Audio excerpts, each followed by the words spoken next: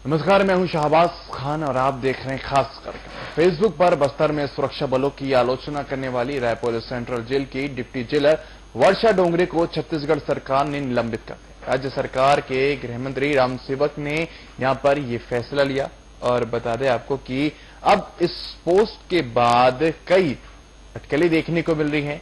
बता दें आपको कि निलंबन के विरुद्ध संवैधानिक तरीके से संघर्ष करेंगी, ये बात यहां पर वर्षा ने कही है। और राज्य के गृह मंत्री रामसेवक पेकरा ने कहा कि वर्षा डोंगरे ने फेसबुक पर जो कुछ लिखा है वो काफी संदेहास्पद है।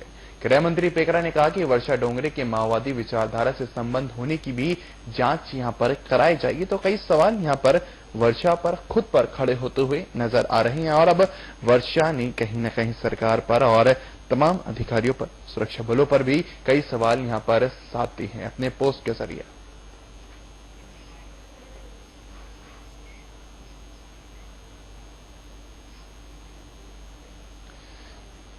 तो पोस्ट पर बवाल होता हुआ नजर आ रहा है। पूरे मामले पर ग्राफिक्स के जरिए नजर डालते हैं। तो फेसबुक पर सरकार के खिलाफ पोस्ट लिखकर सुर्खियों में आई है वर्षा डोंगरे, बता दें आपको कि और इसी के साथ पोस्ट के बाद वर्षा की मुश्किलें दरअसल बढ़ती हुई नजर आई। निलंबित करने की बात यहां पर कही गई। सरकार की तरफ से वर्षा के पोस्ट को गलत बताकर यहां पर निलंबित किया गया है, ये यहां पर वर्षा का फिलहाल कहना है। और आर राय ने जवाब आने से पहले ही पोस्ट को गलत मान लिया है। वर्षा ने यह बात अपने पोस्ट में कही है। 5वीं अनुसूची के तहत व्यवस्था बहाल करने की यहां पर मांग वर्षा ने रखी है। फिलहाल इसी पर तमाम चर्चा हम करेंगे जल्द ही। और एमआईसी का इस्तीफा यहां पर मंजूर भी कर लिया गया है।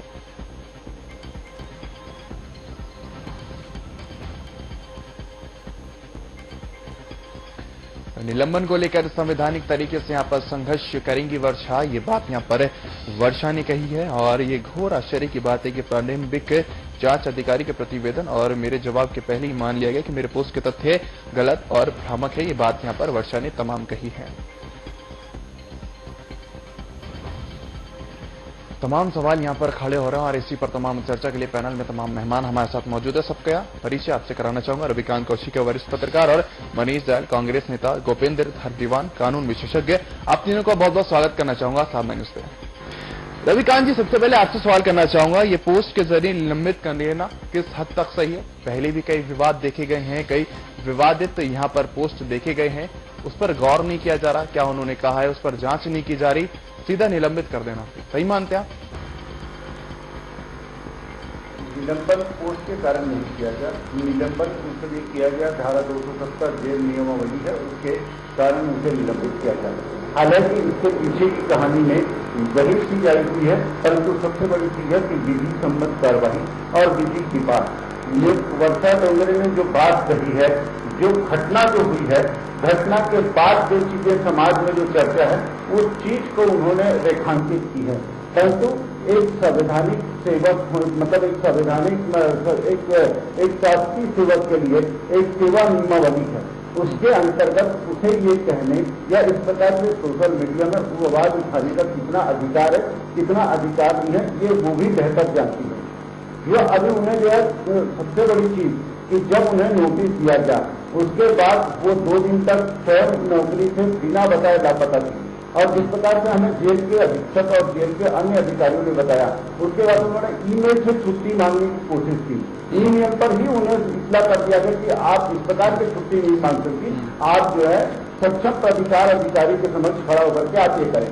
उसके बाद भी वो उस समय पर जब नहीं आई, तब उसे 4 दिन इंतजार करने के बाद उसे 6 तारीख को निलंबित किया गया और उसके बाद उसको ये किया गया है। तो निलंबन जो है 3 कारण किया गया है, ये नहीं है। निलंबन उसे उस कारण से किया गया है कि उसने धारा 270 का उल्लंघन किया, उसके कारण से। और अभी वो अपना जो जवाब जो पेश की है, जवाब पेश करने के साथ जैसा उसके बारे में बताया गया, मैंने उसके जवाब को मैंने नहीं देखा है। और परंतु उसके साथ जिस प्रकार से आज सोशल मीडिया में जिस प्रकार की चर्चा है कि जवाब के साथ 376 पेज का एनेक्स्चर उसके साथ में लगा हुआ है, जिसमें विभिन्न न्यायालय और विभिन्न प्रकरणों के एनेक्स्चर उसने लगा करके अपने आप को सही साबित करने की कोशिश की है। परंतु इस विषय पर जो उससे हुआ है उस चीज को, क्योंकि शासकीय सेवक को अपने कार्य के साथ में अपनी जिम्मेदारी है और उसके अंतर्गत उसे ये कतई इजाजत नहीं है कि वो सोशल मीडिया के माध्यम से या सार्वजनिक प्रिंट मीडिया के माध्यम से या किसी भी मीडिया के खिलाफ में मीडिया के माध्यम से वो अपनी बात को इस प्रकार से रखे, और वो भी ऐसे समय में जिस समय को उसने चयन किया वो भी सही नहीं है। इसके कारण से उसके खिलाफ की पूरी बातें आई हैं। जी ठीक है मनीष जी, जो सवाल यहाँ पर खड़े किए जा रहे हैं वर्षा जी के ऊपर, उनके पोस्ट के ऊपर सवाल जिस तरीके से खड़े हो जा रहे हैं और जो कार्रवाई यहाँ पर होती हुई नजर आ रही है, सही मानते हैं आप इसे? देखिए, भारतीय जनता पार्टी की जैसे सरकार है, तब से यहाँ पे स्थिति बद से बदतर होती जा रही है। पहले तो सिर्फ जो विपक्षी पार्टी के लोग हैं वही भारतीय जनता पार्टी की खामियां सामने लाते थे, लेकिन अब ये स्थिति हालात ऐसे हो गए हैं कि जो सरकार में रह के काम कर रहे हैं वो भी अपनी बातों को सामने ला रहे हैं, और सरकार के द्वारा किसी भी चीज को, जहां बोलते हैं कि अभिव्यक्ति की आजादी की बात करते हैं, वहां वो अभिव्यक्ति की आजादी को लगाम लगाने की कोशिश करते हैं जब जब वो सरकार के खिलाफ वो बातें करते हैं। यदि कल्लूरी 3 इडियट बोल तो बहुत सारे ऐसी चीजें जब उसे फेसबुक में डालते हैं, व्हाट्सएप में डालते हैं, तो उस पर कोई कार्रवाई नहीं होती है, उसकी मुख्यमंत्री द्वारा की पीठ थपथपाई जाती है। यदि एक IAS ऑफिसर तायल जो दीनदयाल उपाध्याय कौन है वो पूछते हैं कि भाई दीनदयाल उपाध्याय कौन है, उस पर कार्रवाई की जाती है। मतलब भारतीय जनता पार्टी के सपोर्ट में भी कोई लिखे अधिकारी तो अच्छी बात है। यदि भारतीय जनता पार्टी और सरकार की खामियां कोई बताए तो उस पर दुनिया भर की धाराएं और दुनिया भर का अनुशासनहीनता लगाकर उस पर कार्रवाई की जाती है, और उसका पक्ष भी नहीं सुना जाता है कि भाई वो ऐसी स्थिति क्यों आ रही है। भाई वो एक अधिकारी होकर वो इस तरह की बातें क्यों हो रहा है, क्या वाकई में उस स्थिति से गुजर रहा है या वो उस पद पर रहते हुए न्याय नहीं कर पा रहा है। ये सब बातें जानने के लिए सरकार आगे, ये सब बातें जानने के बजाय सीधा उस पर कार्रवाई कर रही है। ठीक है गोविंदर जी, आपसे जानना चाहूंगा 2003 में PSC परीक्षा भ्रष्टाचार गड़बड़ियों को लेकर यहाँ पर सवाल उन्होंने खड़े किए थे वर्षा जी ने। अब यहाँ पर सुप्रीम कोर्ट के अधिवक्ता भी हैं प्रशांत भूषण जी, वो भी अब यहाँ पर पक्ष में आ गए। हालांकि जोगी जी भी यहाँ पर पक्ष में आते हुए नजर आ रहे हैं, तो आप भी क्या पक्ष में खड़े होते हुए नजर आ रहे हैं? सीधे देखिए, वर्षा जी ने ऐसे वक्त पे ये बात कही है, मैं पर्सनली अगर मैं बोलता हूं तो मुझे भी वो बात अच्छी नहीं लगी।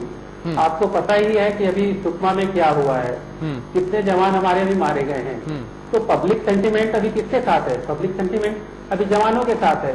और ये तो खैर हम लोकल लड़ाई की बात करें, जो अंदरूनी लड़ाई की बात हम कर रहे हैं। अगर हम बॉर्डर पे भी देखें, पाकिस्तान और LOC भी जो चल रहा है, तो अभी जो पब्लिक सेंटीमेंट है वो बिल्कुल सेना और भारतीय जवानों के प्रति है।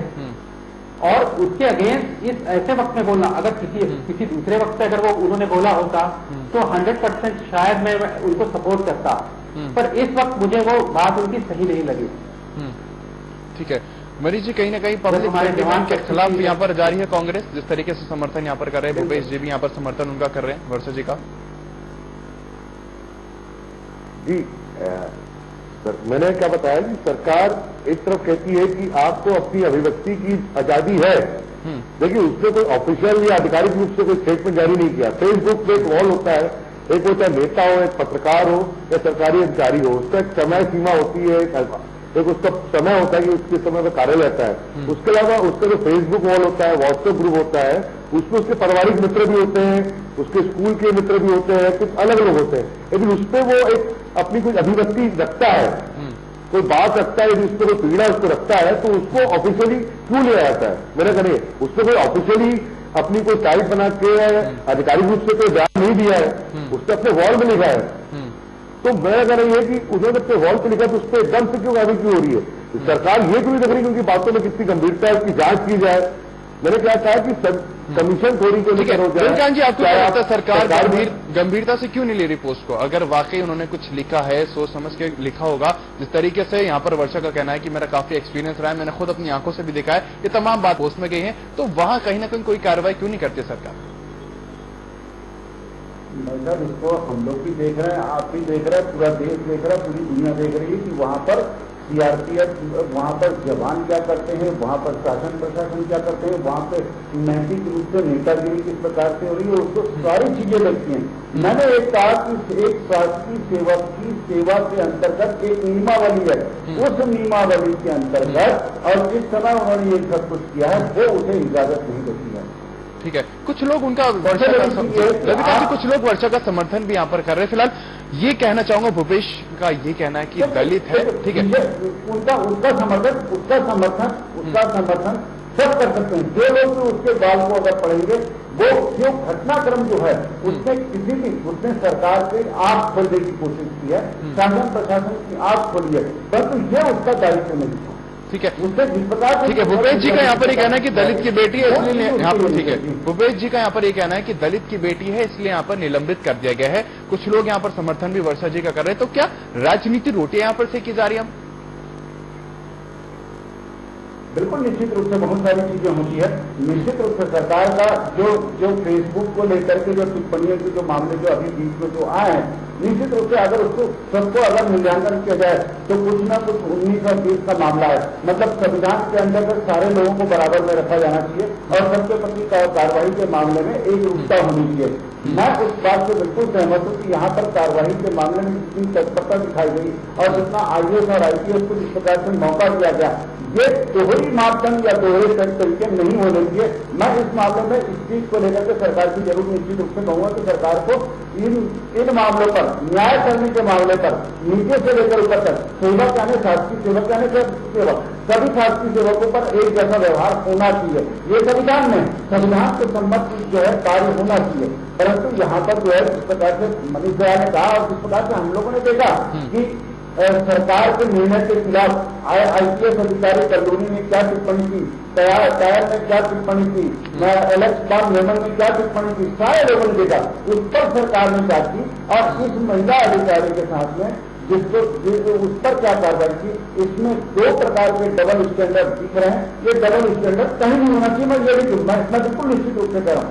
परंतु जो चीज जो है मैं सची टायर ने जो भी किया था वो भी उचित नहीं था, जो एलेक्स बाल मेमन ने किया वो भी उचित नहीं था, और कल्लूरी ने तो जो हद तक कर दी थी कि सरकार के निर्णय के खिलाफ में तुरंत, है ना, वो भी ठीक नहीं था।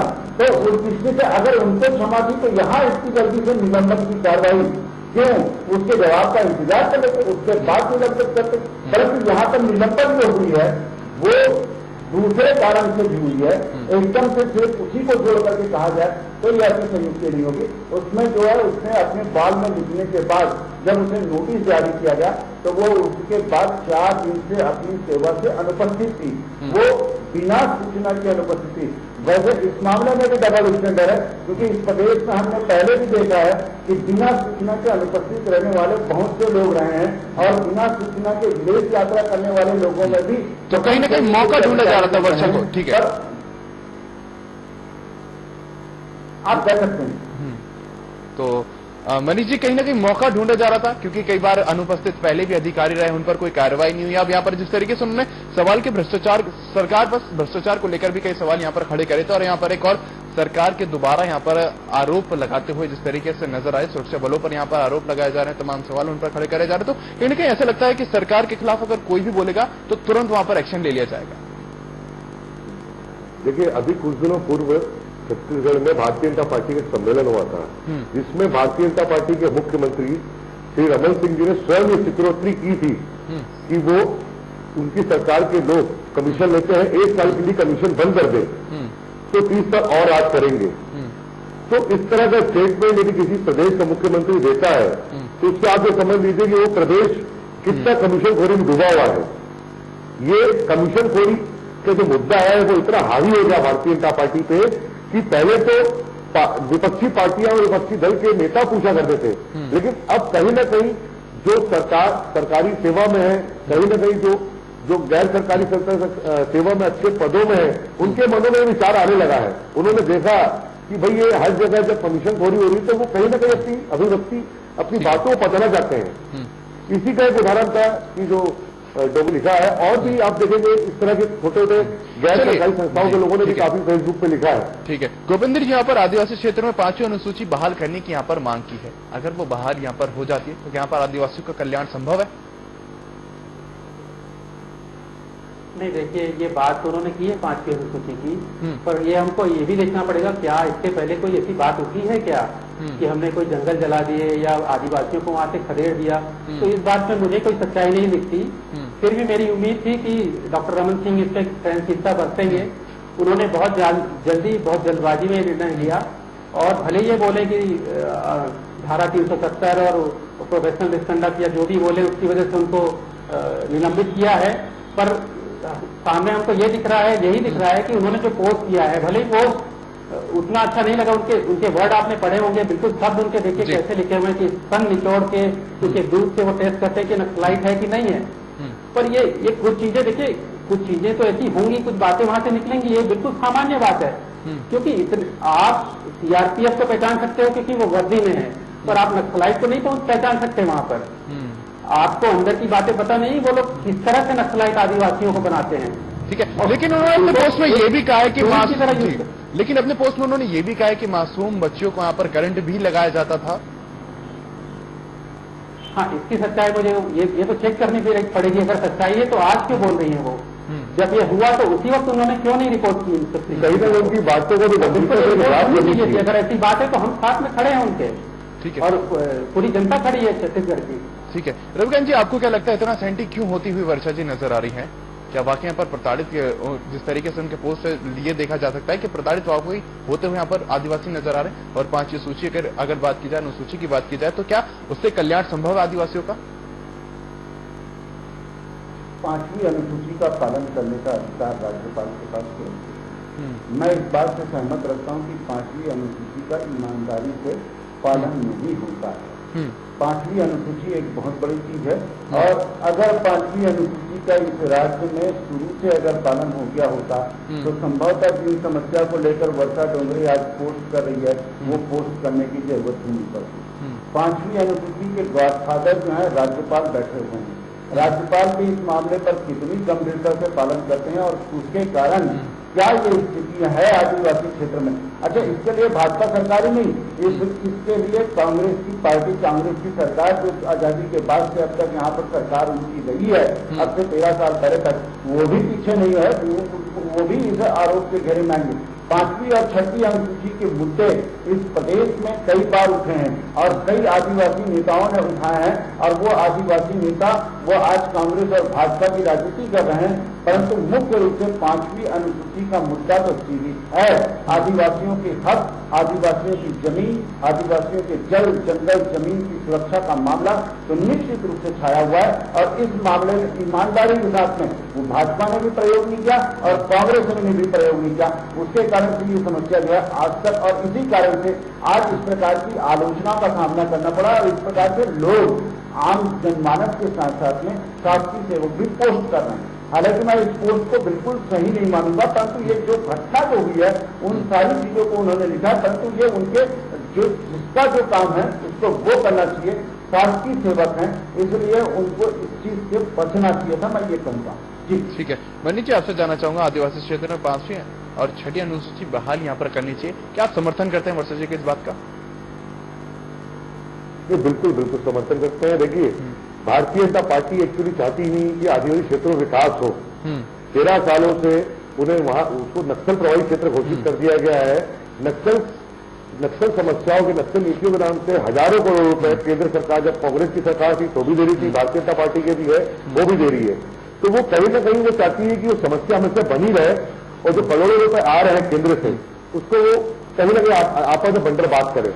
यदि 13 साल से भारतीय जनता पार्टी सरकार में है तो वो चाहती तो कब तक इस 5वीं और 6वीं अनुसूची को जारी कर सकती थी, लागू कर सकती थी, लेकिन कभी उन्होंने पहल नहीं की। ठीक है, गोविंदर जी, आपसे जानना चाहूंगा, 5वीं अनुसूची को अगर लागू कर दिया जाता है तो वाकई यहाँ पर नक्सलवाद खत्म होता हुआ नजर आएगा? नहीं, ये कहना तो बहुत मुश्किल है। ये बिल्कुल पॉसिबल नहीं है। ये इसके लिए बहुत चलिए, रविकांत जी, आपसे जानना चाहूंगा, 5वीं अनुसूची को अगर लागू कर दिया जाए थोड़ी फर्क तो पड़ेगी बड़ी जरूर। ठीक है, क्या नक्सलवाद खत्म हो पाएगा 5वीं अनुसूची से लागू कर दिया जाए तो? रविकांत जी, देखिए, 5वीं अनुसूची में बहुत सारी चीजें हैं, और अब जिस प्रकार का उनका विस्तार हुआ है और वो जिस प्रकार से हम पर, ठीक है, संशोधन की भी कई बार यहाँ पर मांग उठती हुई नजर आई 5वीं अनुसूची में। नहीं, 5वीं अनुसूची में जो चीजें हैं, 5वीं और 6वीं अनुसूची में उसका ईमानदारी से अगर पालन होगा तो वो भी नक्सलियों को भी बैकफुट में जाना पड़ जाएगा, इसमें कोई दो मत नहीं। चलिए मनीष जी, नक्सलियों के रहते हैं वो लागू कराना मुश्किल भी है, पॉसिबल नहीं। ठीक है, मनीष जी, इस मुद्दे पर ठीक है, कहीं ना कहीं देखिए, कहीं ना कहीं क्षेत्र में विकास होगा तो कहीं ना कहीं नक्सली एक्चुअली क्या है, नक्सली विचारधारा बन गई है वहां पे लोगों में, कहीं ना कहीं वो विचारधारा टूटेगी यदि कल्याण होगा तो। किंतु इसके साथ साथ जो नक्सल नीति है, नक्सल समाप्त नहीं नीति, उस पर भी काफी मेहनत करने की आवश्यकता पड़ेगी भारतीय जनता पार्टी को। चलिए रविकांत जी, फाइनल कमेंट आपसे जानना चाहूंगा पोस्ट को लेकर। पोस्ट को लेकर तो यह है कि पोस्ट में जो विषय उठाए गए हैं वो गलत नहीं है, उस पर सरकार को भी ध्यान देना चाहिए, परंतु पोस्ट करने का समय और पोस्ट करने का तरीका और ये उसके अधिकार में नहीं था मेरे समझ से, क्योंकि ये शासकीय सेवक है और शासकीय सेवक को इस प्रकार के सरकार की नीतियों को लेकर के या सरकार के विषय को लेकर के इस प्रकार से पोस्ट करने का अधिकार मेरे समझ से नहीं है, इसलिए वो गलत है। ठीक है, गोविंदर जी फाइनल कमेंट आपसे। देखिए, जिस वक्त पोस्ट उन्होंने किया वो गलत था, ये मैं मानता हूं, पर मैं ये भी कहता हूं कि सरकार के अगेंस्ट में मैसेज जा रहा है अगर उनको निलंबित अगर वो कर रहे हैं। आपको मालूम ही होगा कि पीएससी में इन्होंने ही PIL दाखिल किया था और हमारे जो चीफ जस्टिस थे यहाँ पर तत्कालीन श्री दीपक गुप्ता साहब, उन्होंने क्लियरली कहा था कि देखिए ये क्रिमिनल एक्ट कहा था इनको सरकार का, और उन्होंने ये कहा था कि हम इस क्रिमिनल एक्ट के पार्ट नहीं होना चाहते। तो सरकार तो उनसे बहुत पहले से नाराज है और उन्होंने सरकार ने इनको वर्षा डोंगरे को वहीं पर कोर्ट के सामने इनको प्रलोभन दिया था कि हम आपको ये पद दे देते हैं, इतना आपको। ठीक है, उसके बाद सुप्रीम कोर्ट भी गई थी वर्षा की, लेकिन वो वहां पर मांग टाल दी गई है। मनीष जी, आपसे फाइनल कमेंट यहाँ पर जानना चाहूंगा। जी, मेरा कहना यह है कि इस पूरे प्रकरण में एक पक्षी कार्रवाई नहीं होनी चाहिए, दोनों पक्षों की बात सुनी जानी चाहिए। साथ ही जो एक सरकारी अधिकारी से उन्होंने हिम्मत काम किया, उन्होंने एक पोस्ट लिखा है, तो कहीं ना कहीं इस पोस्ट को भी गंभीरता से लेकर सरकार को जांच करानी चाहिए कि वो उस मामले में कितनी सच्चाई है। चलिए, बहुत बहुत शुक्रिया आप तीनों का हमारे साथ जुड़ने के लिए, तमाम इस चर्चा में शरीक होने के लिए। तो तमाम यहाँ पर जांच की भी बात की जा रही है, चर्चा की बात यहाँ पर की जा रही है, जिस तरीके से सवाल यहाँ पर खड़े करे, कहीं ना कहीं कई कार्रवाई यहाँ पर होने की जरूरत है, ये बात यहाँ पर कही जा रही है। फिलहाल राज्य के गृह मंत्री रामसेवक पेकरा ने कहा कि वर्षा डोंगरे ने फेसबुक पर जो कुछ लिखा है वो काफी संदेहास्पद है, और गृह मंत्री पेकरा ने कहा कि वर्षा डोंगरे के माओवादी विचारधारा से संबंध होने की भी यहाँ पर जांच कराई जाएगी। बहरहाल इस खास कार्यक्रम में सिर्फ इतना। खबरों के लिए देखते रहे साधन न्यूज। नमस्कार।